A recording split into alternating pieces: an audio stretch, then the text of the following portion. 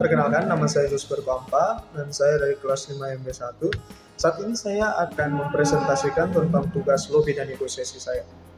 Nah, di tugas materi saya yang saya dapat materi tentang negosiasi internasional dan juga tantangan budaya dan strategi penyesuaian.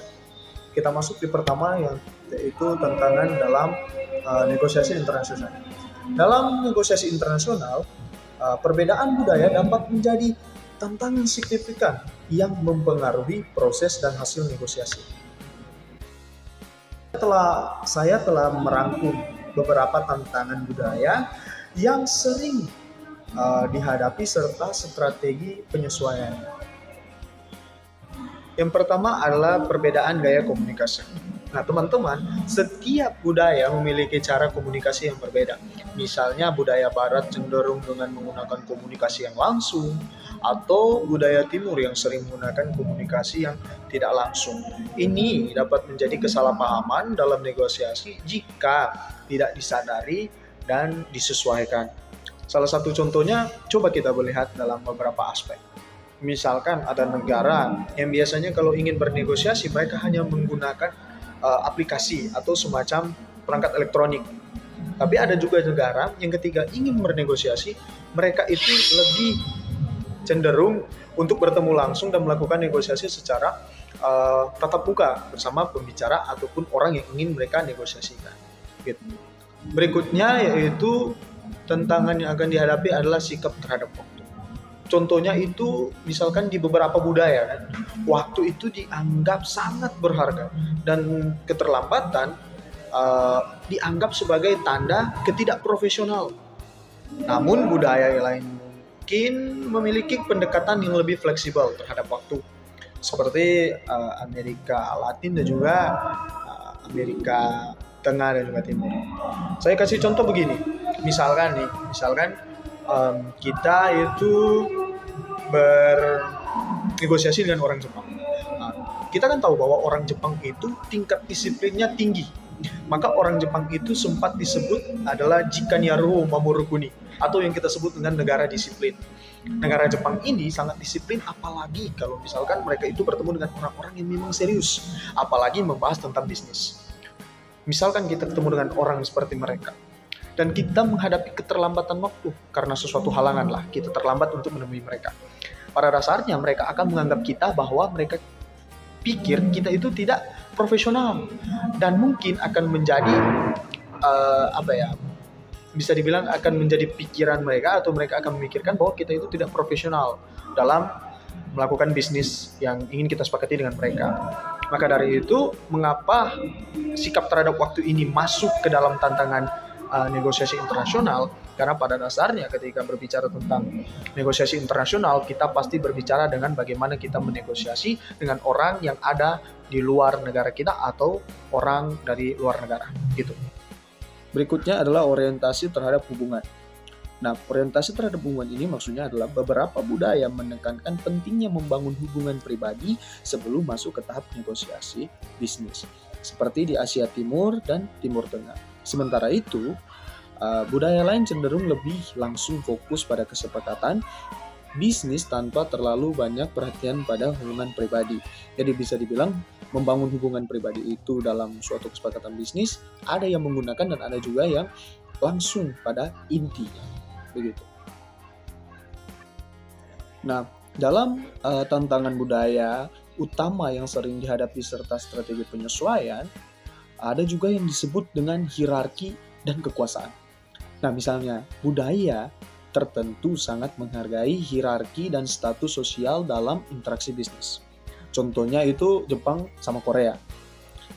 Nah, di sisi lain, budaya seperti Amerika Serikat dan negara-negara Skandinavia cenderung lebih egaliter dengan keputusan yang bisa diambil secara kolektif tanpa banyak pengaruh dari status sosial. Dan yang berikutnya, yang terakhir adalah perbedaan pandangan terhadap risiko. Maksudnya itu gimana sih? Misalkan setiap budaya memiliki sikap terhadap risiko dan ketidakpastian. Misalnya, budaya yang menghindari ketidakpastian seperti Jerman dan Jepang. cenderung lebih konservatif dan detail dalam perencanaan atau perfect lah. Sementara budaya lain lebih toleran terhadap risiko dan lebih fleksibel dalam pengambilan keputusan, seperti di negara-negara Amerika Latin.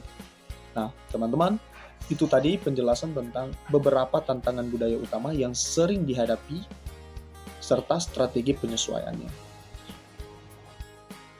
Nah, dari penjelasan tadi, teman-teman, dengan kita memahami dan mengatasi tantangan-tantangan budaya dalam negosiasi internasional, proses negosiasi dapat berjalan lebih lancar dan dapat menghasilkan kesepakatan yang saling menguntungkan. Nah, berikutnya kita masuk dalam strategi penyesuaian dalam negosiasi internasional. Nah, dalam strategi penyesuaian dalam negosiasi internasional, saya merangkum 5 poin penting. Yang pertama, peningkatan pengetahuan antar budaya. Poinnya apa? Yaitu pelajari budaya lawan negosiasi, termasuk etiket, bahasa tubuh, dan norma sosial mereka. Ini dapat membantu mencegah kesalahpahaman dan menunjukkan rasa hormat terhadap perbedaan budaya. Poin yang kedua adalah fleksibilitas dan penyesuaian gaya komunikasi. Maksudnya apa? Kita sesuaikan gaya komunikasi dengan pihak lain. Jika mitra dari budaya yang lebih tidak langsung, hindari konfrontasi langsung dan gunakan bahasa yang lebih sopan dan berbelit. Untuk budaya yang lebih langsung, gunakan bahasa yang lugas dan jelas. Dan poin berikutnya adalah pembangunan hubungan yang baik. Kita sudah tahu bahwa dalam pembangunan hubungan yang baik, luangkan waktu untuk membangun hubungan personal dari awal. Nah, jika mitra negosiasi berasal dari budaya yang menghargai hubungan pribadi, bersikaplah ramah dan terbuka dapat membantu. Maka dari itu, ketika kita bersikap ramah dan terbuka, dapat membantu membangun kepercayaan yang sangat penting dalam budaya-budaya tersebut. Poin yang berikutnya adalah menghormati hierarki dan struktur organisasi.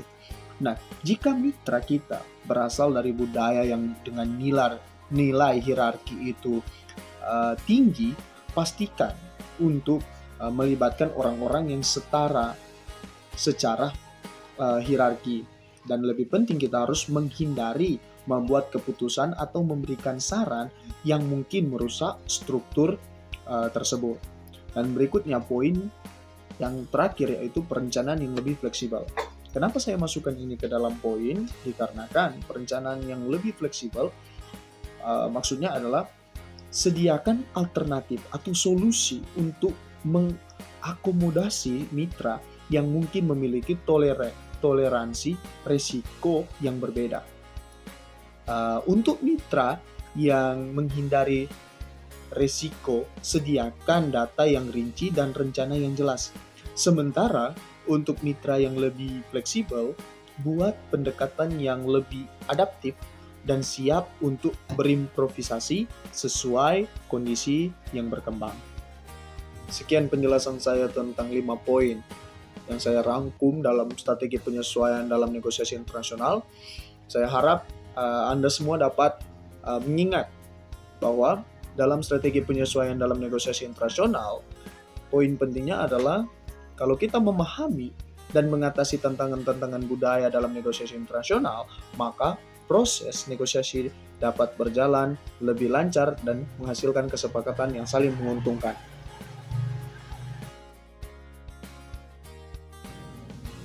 Sekian presentasi dari saya. Saya harap materi negosiasi internasional, tantangan budaya, dan strategi penyesuaian dapat dimengerti oleh teman-teman. Dan terima kasih. Thank you very much. Arigatou gozaimasu.